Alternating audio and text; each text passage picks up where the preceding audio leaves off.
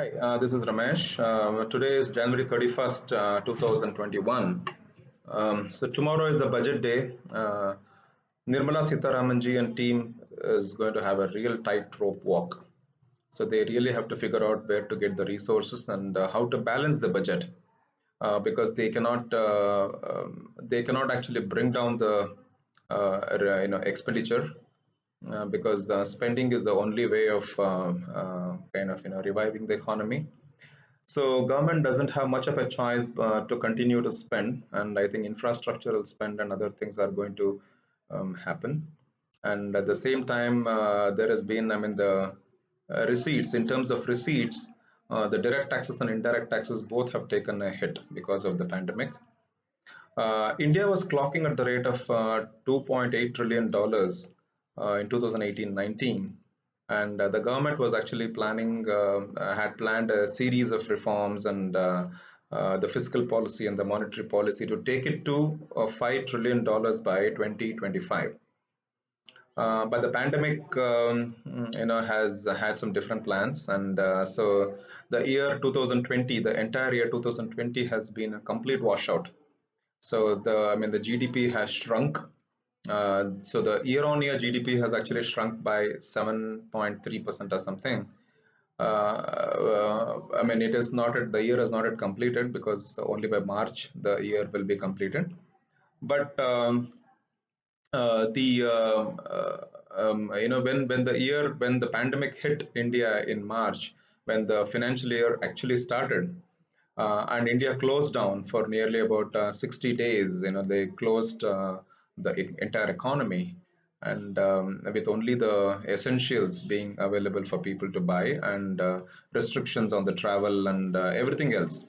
So, which actually played havoc. And in the first quarter, there was a shrinkage of 23.9%.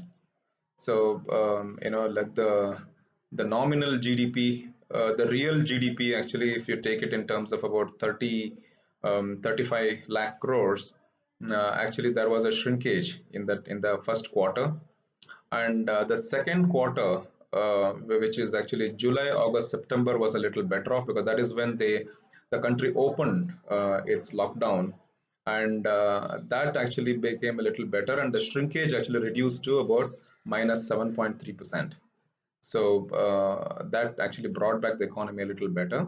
And I think the third quarter has been much better off, with about minus 1 to minus 1 and 2% is what the shrinkage will be. So which means almost the shrinkage has got wiped out.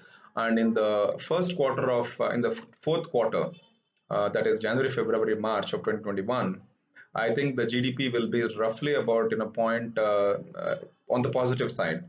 That is about it will be at about 0.5% or something like that. So which means half percent it would have gone up from from quarter on quarter, from year on year, if you compare it to the January to March of 2020. So that being the case, the overall GDP has actually shrunk by 7.5%, 7.3% or something. So which means that from a $2.8 trillion, actually we are back to somewhere about $2.6 trillion or something. Or in the if you look at it from the 200 lakh crore target, I mean 200 lakh crore GDP, we are back to somewhere about 185, 190 lakh crore or something. Um, but having said that, I think actually the recovery has been really a V-shaped recovery, which is what everyone was talking about, and people also were apprehensive and they were not sure that whether this is going to happen or not. But then the pent up demand for the consumer, the pent up demand, and then the way that when the stimulus package also announced by the government around 25 lakh crores. So if you really look at it in terms of the 2019-20 budget was about 27 lakh crores, 27 lakh crores, and then 25 lakh crore stimulus was announced for the pandemic. So which is almost equivalent of the budget. Okay. Or if you want to look at it into the GDP, it's about 30% of the GDP. So because 200 lakh crores is the GDP, so roughly about 30%. 30% is the works out to around 30, 28, 30 lakh crore. So the direct taxes definitely got impacted. The direct taxes, actually, the country was looking at somewhere about 7.6. Expectations were that around 7.66 lakh crores from the corporate taxes, and then about 5.67 lakh crores from the individual income tax, right? And both of them have got hit badly.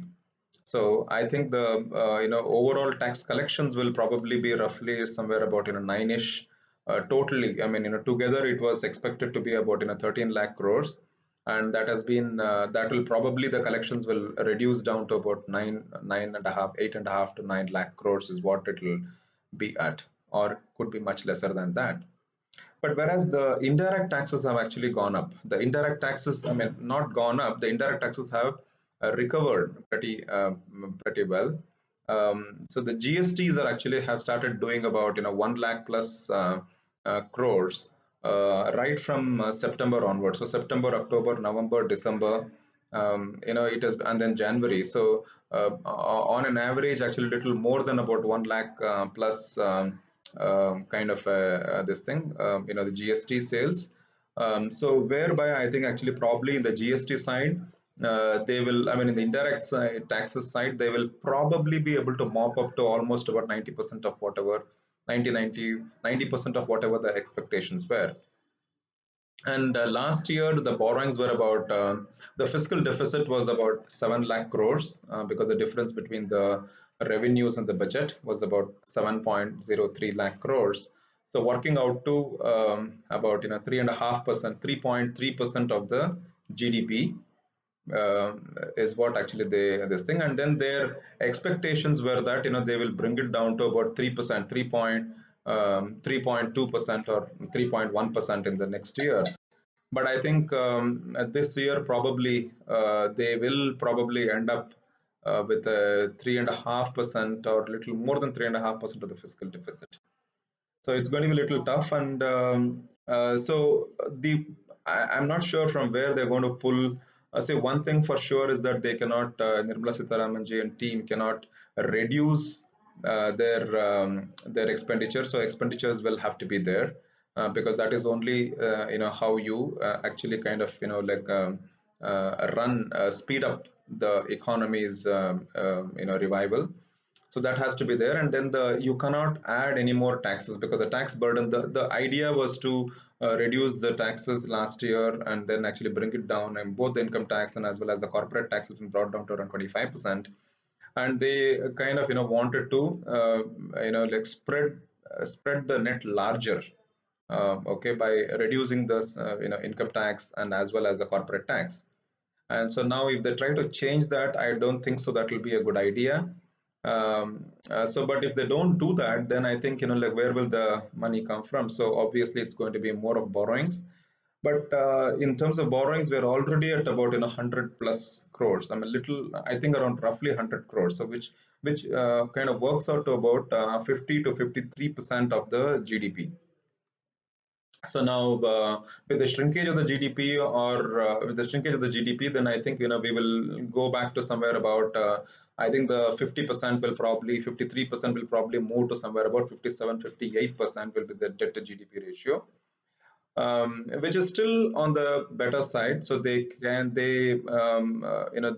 move to a little more, about 65% or whatever it is, because the usually the kind of the thumb rule for the tipping point is somewhere about 77%, the debt to GDP ratio. So only beyond 77%, I think actually people start looking at the sovereign republic in a bad light, and then things start going south. So I think there is still some room to play. So I think borrowings are going to be the way to go forward. So I think both the domestic borrowings as well as the overseas borrowings will probably be the this thing. They have, apart from the GST collections, the other thing which has also helped is by increasing the fuel prices, right? So the excise duty, they increased the fuel prices, and then also the customs duty. So from those two places, actually, they have been able to kind of mop up some revenue. So that has come in handy. And probably this FIIs, actually, FIIs have been pumping money again back into the this thing, because they expect, they are looking at, I mean, everyone is talking about, about 11.5 to 12% of GDP growth in the next year, 21, 22, and again continuing to about 6.5 to 7% in the 22, 23, right? So which is going to still be looked up as one of the fastest growing economies in the developing countries, or emerging nations, right? So which is why the the FIIs who had actually pulled out a lot of money, in fact, actually, which crashed the market. So the Indian capital markets crashed by nearly 40%.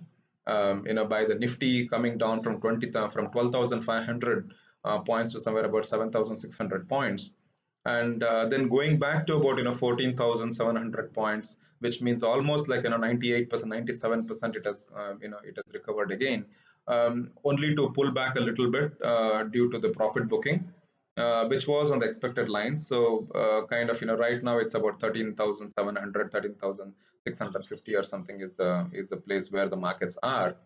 And if you look at FIIs, actually, they had pulled out somewhere about 60,000 to 70,000 crores in a single month in March of 2020, and which had actually kind of led to a crash of the Indian capital markets.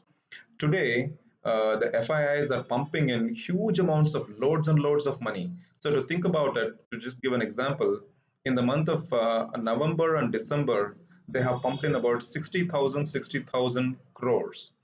Okay, so to the tune of about 120,000 crores has been pumped in by the FIIs, because they think that this is where if they park the money, I think it's going to be a little safer bet.